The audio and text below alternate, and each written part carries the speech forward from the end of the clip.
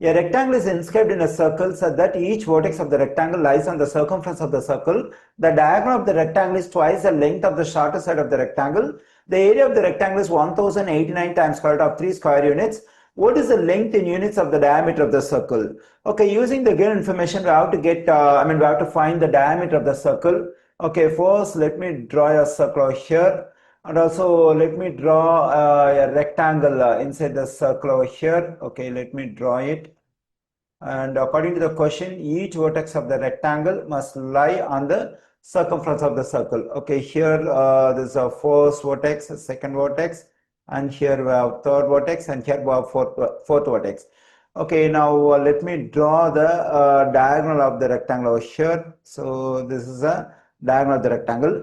Okay, when we inscribe a rectangle into the circle and also each vertex lies on the circumference of the circle, then the diagonal of the rectangle must be equal to the diameter of the circle. That is, let me say this is ABC over here. So this line segment AC is the diagonal of the rectangle. So the same AC we have as the diameter of the circle, because each vertex of the rectangle lies on the circle, and also each vertex will have a right angle in a rectangle. So here vertex B will have a right angle.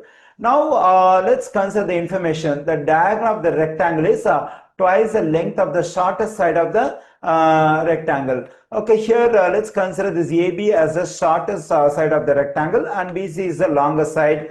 Okay, now let's assume the length of the shortest side of the rectangle AB as x.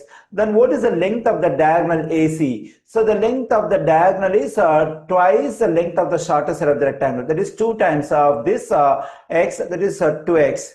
Now let's consider the right triangle ABC we have over here. In this right triangle ABC, AC is the hypotenuse because it is opposite to the right angle we have over here, and AB is the shortest leg, and the length of the hypotenuse is 2 times the length of the shortest leg AB. In any right triangle, if the length of the hypotenuse is 2 times the length of the shortest leg, then that right triangle is a 30, 60, 90 special right triangle.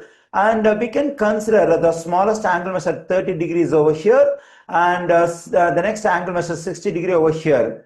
And here we have a question. How can we decide that we have 30-degree angle measure over here? Because in 30, 60, 90 special right triangle, so the shortest leg will be opposite to the smallest angle measure 30 degrees. So here we know that AB is the shortest leg, and it is opposite to this interior angle measure. Since this is the shortest leg, then the interior angle measure over here has to be the smallest angle measure, that is 30 degrees.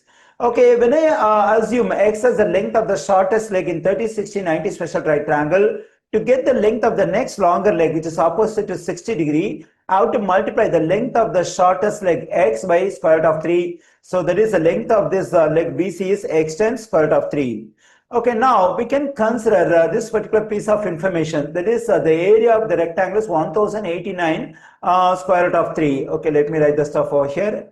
Area of rectangle equals to 1089 square root of 3. We know the formula to get area of rectangle, that is the length times width, equals to 1089 square root of 3. Okay, here this BC represents the length of the rectangle, this AB represents the width of the rectangle. So we can plug in this x times square root of 3 for length, and we can plug in this x for width, x times square root of 3 times x equals to 1089 square root of 3. Okay, here x times x is x square, that is x square times square root of 3 equals to 1089 square root of 3. Okay, now let's divide both sides of this equation by square root of 3. When I do so, this square root of 3 will cancel out.